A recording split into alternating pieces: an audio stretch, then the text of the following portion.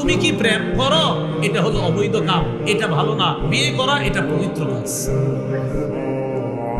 তো সাহাবী রাসূলকে জবাব দেয়, লা ওয়াল্লাহি ইয়া রাসূলুল্লাহ, হুজুর আমি বিয়ে করি নাই আল্লাহর কসম। ওয়ালা ইন্দি মা আতাজাওয়াজু বিহি, বিয়ে করার মতো আমার কাছে সামর্থ্য নাই। এক নাম্বার জবাব দিল বিয়ে করি নাই। দুই নাম্বার জবাব, বিয়ে করার মতো টাকা পয়সাও নাই। এই কথা বলার পর রাসূলুল্লাহ সাল্লাল্লাহু আলাইহি সাল্লাম বললেন, আলাইসা মাআকা কুল হুয়াল্লাহু আহাদ, তোমার কাছে কি কুল হুয়াল্লাহু আহাদ এই সূরাটা নাই? তুমি এটা পারো না? ভাই বালা ইয়া রাসূলুল্লাহ, হুজুর এটা পারি। নবীজি বললেন, সূরাতুল কুরআন, এই তো তোমার কাছে কোরআনের 3 ভাগের 1 ভাগ আছে। তুমি পারো না কে কইছে? তোমার কাছে কিছু নাই কে বলছে? তুমি তো কোরআনের 3 ভাগের 1 ভাগ নিয়ে ঘুরতেছো। একবার কুল হুয়াল্লাহু আহাদ এই সূরাটা পড়লে আল্লাহ তো ওই বান্দার আমলনামায় কোরআন 3 ভাগের 1 ভাগ তেলাওয়াত করার সওয়াব আল্লাহ। আলাইসা মাআকা কুল ইয়া আইয়ুহাল কাফিরুন, তুমি কি কুল ইয়া আইয়ুহাল কাফিরুন সূরাটা পারো না? কই জি হুজুর পারি। নবীজি বললেন, রুবুল কোরআন, এই তো কোরআনের 4 ভাগের 1 ভাগ আছে তোমার কাছে। কুল ইয়া আইয়ুহাল কাফিরুন একবার পড়লে আল্লাহ তাকে কোরআনের 4 ভাগের 1 ভাগ তেলাওয়াত করার সওয়াব দেন।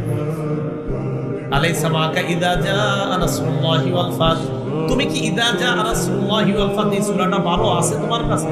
বা এটাও পারি। নবী বললেন, রুবুল কোরআন, এটা পড়লেও কোরআনের 4 ভাগের 1 ভাগের সওয়াব হয়। এই তো কোরআনের 4 ভাগের 1 ভাগ তোমার কাছে আছে। এরপর আল্লাহ রাসূল বললেন, আলাইসা মাআকা ইযা যুলজিলাতিল আরদু জিলজালাহা, তোমার কাছে কি ইযা যুলজিলাতিল আরদু জিলজালাহা এই সূরাটা নাই? এটা কি তোমার কাছে নাই? সাহাবী জবাব দিলেন, বালা ইয়া রাসূলুল্লাহ, এই সূরাটা আমি পারি, এটাও আমার কাছে আছে। নবীজি বললেন, রুবুল কোরআন, এটাও একবার তেলাওয়াত করলে তার আমলনামায় কোরআন 4 ভাগের 1 ভাগ তেলাওয়াত করার সওয়াব হয়ে যায়। ইযা যুলজিলাতিল আরদু জিলজালাহা, এটা একবার যদি কেউ পড়ে কোরআনের 4 ভাগের 1 ভাগ তেলাওয়াত করার সওয়াব। তাহলে 4 ভাগের 1 ভাগ তেলাওয়াত করার সওয়াব। এই হাদিসের চাইতে আরো মজবুত শক্তিশালী সনদে আরেকটা হাদিস আছে, তিরমিজি শরীফের 2893 নম্বর হাদিস। এই হাদিসের বর্ণনাকারী আনাস ইবনে মালিক তিনি বলেন, ক্বালা রাসূলুল্লাহ সাল্লাল্লাহু আলাইহি ওয়াসাল্লাম, নবীজি বলেন, মান ক্বারা ইযা যুলজিলাতিল আরদু জিলজালাহা, কোন ব্যক্তি যদি একবার ইযা যুলজিলাতিল আরদু জিলজালাহা এই সূরাটা তেলাওয়াত করে, উদিলাত লাহু বিনিসফিল কোরআন, আল্লাহ তার আমলনামায় 15 পারা কোরআন তেলাওয়াতের সওয়াব লিখবেন। তাহলে এই সূরাটা আমরা পড়ব তো ইনশাআল্লাহ। এই গেল তৃতীয় কথা। চতুর্থ কথা, এই সূরাটার সংক্ষিপ্ত কথা। আল্লাহ বলেন, ইযা যুলজিলাতিল আরদু জিলজালাহা, প্রচন্ড কম্পনে যখন জমিন প্রকম্পিত হবে, ওয়া আখরাজাতিল আরদু আসকালাহা, পৃথিবী তার ভারী বোঝাকে বের করে দিবে। এই ভারী বোঝা দ্বারা উদ্দেশ্য জমিনের নিচে যত মরা আছে এই মরাদেরকে বের করে দিবে। ওয়া ক্বালাল ইনসানু মা লাহা, মানুষ বলবে জমিনের হলো কি?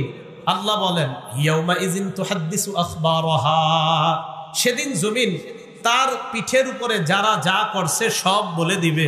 তিরমিজি শরীফের 2429 নম্বর হাদিসে রাসূল বলেন, আনতাশহাদা আলা কুল্লি আবদিন আও আমাতিন বিমা আমিলা আলা যহরিহা, আমি আপনি এই পৃথিবীর উপরে যা যা করছি, জমিন কিয়ামতের ময়দানে আল্লাহকে বলবে, আল্লাহ আমিলা কাজা ইয়াউমা কাজা ওয়া কাজা, তোমার এই বান্দা অমুক দিন অমুক সময়ে এটা এটা করেছে, আমি তোমার কাছে তার বিরুদ্ধে সাক্ষী দিলাম।